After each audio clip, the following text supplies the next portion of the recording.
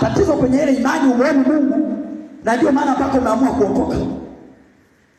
Haleluya. Kwa sababu umeenda wewe kwenye imani ile, umemwomba Mungu, Mungu nisaidie, Mungu. Lakini unaondoka una kichomi kile kile. Kichomi kile kile. Halo. Ndugu yangu, asili ya Yesu huwa iondoki. Hata ukiigiza, Mungu anasema ukisafisha nyumba, safisha nyumba yake yote. Kuna watu wanabaki na misingi ya dini ambayo Mungu haipendi. Alafu wanaingiza mle ndani sikipengele ni maombi. Na sisi tumeacha jambo fulani, tunaombea kabisa kwa jina la Yesu. Yesu anasema ondoeni takataka zote ndani ya nyumba yangu. Nyumba yangu iwe safi. Kisha ndipo mtakaponiita nami nitasikia. Nanyi mtaniona, nanyi mtaniomba, nami nitawajibu. Haleluya. Toa yale mambo. Hata wewe kwenye maisha yako, mwili wako ni hekalu la Mungu. Kuna mambo ukiyatoa ndani yako, utaanza kuona maisha yanabadilika. Kabisa. Kuna mambo ukiyatoa, hiyo tamaa ukitoa ndani yako, hiyo hasira ukitoa, yale mambo aliyosema, watu wapendao mambo ya jinsi hiyo hawatauona ufalme wa Mungu. Kuna mambo yanaishi ndani yetu, hasira inaishi ndani, wivu unaishi ndani, fitina inaishi ndani, tamaa inaishi ndani, uchawi unaishi ndani. Ndio maana wewe ukaona uchawi kwenye uso wa mtu unakaa ndani. Lakini je, ataachaje asipoambiwa? Ndio maana mimi unipige, uniue, unichukie, lazima niwaambie wachawi, wachawi uko mliko, okoka kwa jina la Yesu. Hebu sema wachawi, okoka. Nani atakayewaambia? Kisa kila mtu anaogopa. Nije nimwambie aniroge. Niliwahi kwenda kanisa moja nikakuta kuna mzee wa kanisa mchawi kabisa. Nakwambia hakika hata hapa nilipo, nakwambia hata hapa nilipo, ataitazama video yangu kabisa, sitataja kanisa tu, ila kabisa mzee wa kanisa mchawi.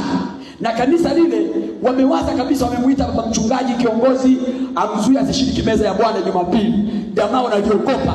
Yaani ukijaribu tu unapinda mdomo. Ukijaribu tu una paralyze. Wanajiogopa. Wakanikaribisha pale kwenye seminar. Sio kanisa langu hilo, waliniita nikawasifanyia seminar, nikaenda. Mchungaji mmoja akaniambia, baba mtumishi. Sema baba mtumishi. Kuna makanisa wahitaji watu mchungaji, wanakuita tu baba mtumishi. Ila sasa mimi naogopaga sana kuitwa baba mtumishi. Usiniite baba mtumishi. Unaweza kuwa mtumishi wa kuuza tambi. Ita mtu kabisa cheo chake cha kiroho. Muite huduma yake. Sema amina. Muite huduma yake. Kama mchungaji, muite mchungaji. Muite baba askofu. Muite mtume. Muite nabii. Muite. Usikubali kuitwa mtumishi. Unaweza kuwa mtumishi wa wachawi. Mtumishi. Au kwa mtumishi tu wa watu, mtumishi wa wanadamu, mtumishi wa serikali, mtumishi wa shirika. Mtumishi. Wewe lazima uitwe cheo cha huduma yako. Kama ni mwinjilisti, uitwe mwinjilisti. Sasa akaniambia, baba mtumishi, akaniuma sikio kwenye mahubiri yako. Unajua kuna makanisa yana tabia za ajabu. Wewe unagonga, unamuona yule aliyekaa pale. Unamsikiliza? Sasa wa kanisa kile mchawi. Sasa tulishajaribu kumwambia asile meza ya Bwana, lakini jamaa tunaliogopa. Siku moja nilimwambia kidogo nife na pressure madhabahuni. Sikia alikabadilika, tulishaacha kabisa. Sasa unajua nyinyi kwa sababu mna upako. Kaambia jamaa ananichonganisha huyo. Anataka makombora yaje kwangu. Nikasema haina shida. Nikasema mimi akila meza mimi simwambie tu mchawi usile. Ila akafundisha tu kwamba ukiwa mchawi ukila hii meza utakufa. Kwa hiyo nikahubiri kawaida. Na yeye anajijua, kwa hiyo ukihubiri tu anajua mchungaji ameshaambiwa. Kwa hiyo mimi sikutaka kumnyima amani. Watu wote wana haki kwa Mungu. Uwe mchawi, uwe sio mchawi, lazima uhubiriwe injili, zile roho zikutoka, wewe ni mtu mwema. Sema amen. Hata mwizi unaweza kumchukia, yale maroho yakitoka ndani yake anakuwa sio mwizi tena, kwa mtu mwema.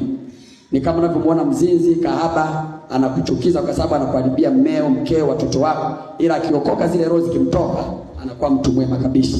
Kama unanielewa sema amen. Sema tena amen. Sasa mimi nikafundisha nikamaliza, nikasema hivi, jamani leo nashirikisha meza ya Bwana. Watu wanashangilia. Unamjua mchungaji Joel ana upanga wa Yehova, feka wachawi, piga maombi kwenye ulimwengu wa roho. Nikasema sasa jamani, hii meza tumekuwa tunaila, ila leo utakupatia masharti. Mimi nikikushirikisha hii meza ukiwa mchawi, hakika unaenda kufa au kupofuka macho.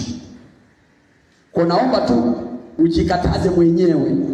Kama unajua na makorokoro, una madude, usije kula hii meza, acha.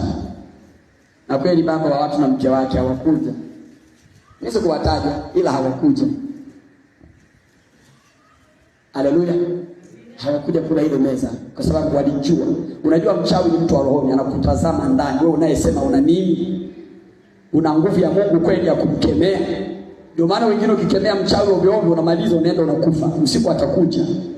Yeye haji kimwili, anakuja kiroho. Anakunyonga, kifo. Anaondoka zake. Sema komesha.